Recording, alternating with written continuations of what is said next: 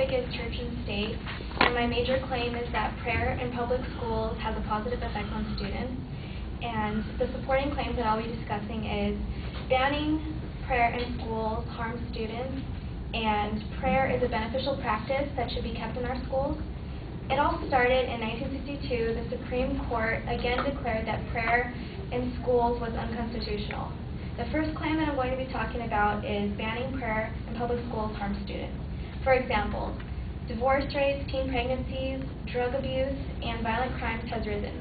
According to GoGoBiz.com, from 1963 to 2000, violent crimes has increased almost 350%. There has been a significant decline in morality. The morals and values of the students seem to diminish. There is a clear link to the decline of morality in the United States and the removal of prayer in schools. Students are being deprived of their freedom of religion. Banning prayers is equal to being non-religious. Prayers in school repeat the principles at home as well. Thus, children are encouraged to believe in their religion.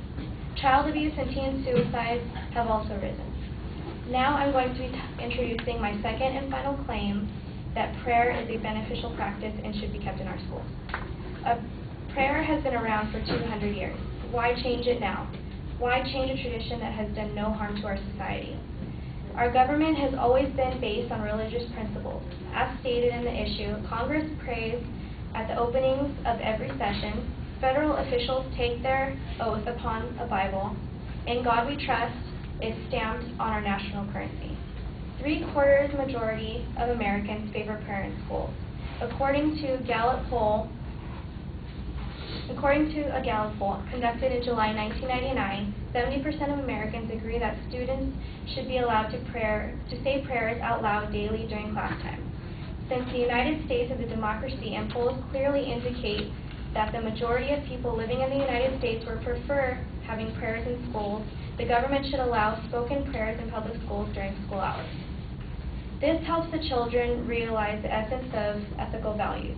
Prayers in school encourage the students to believe in the value system of the school and to follow it.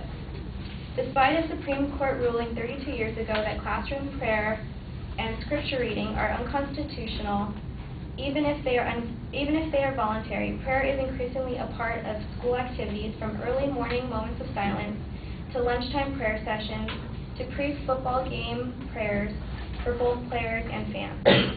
Prayer will always be a part of our society.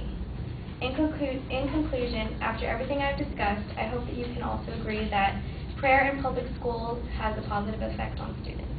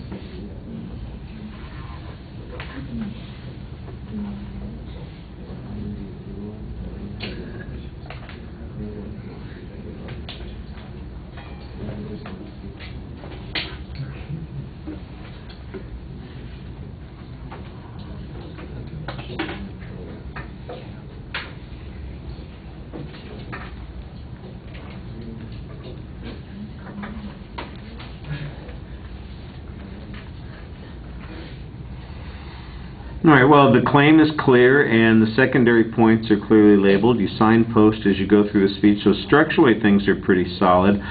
There are some big presuppositions in the argument, the relationship between the changes in the world and the elimination of prayer. I think you're making a huge inferential leap about a connection on those points, and that you're going to need to do something to be a lot more convincing on that. The second point is mostly a value argument. You're supporting it with a notion of widespread support for that. I think that there are some factual issues that could be brought into this, but like I said, you appear to be content to both make a policy argument and a value argument in the second part of the speech, and that's really outside the purview of this particular assignment. You did cite a couple of sources on the polling data, for instance, and on some of the crime statistics in the first point. I think that you need to be citing some other information. At one point, you made a reference to say, you know, 32 years ago, this court decision, and I'm doing the math in my head, and I'm going, well, 1962 is a lot longer than 32 years ago. So if that's quoted material and it's not being cited, that's inappropriate. If that's your argument, you need to do the math a little bit better. All right, on the presentation, I thought that you had a nice summary of the presentation at the end of the speech, and you had an okay exit line, but it did seem like you were rushing a little bit. All right, thank you.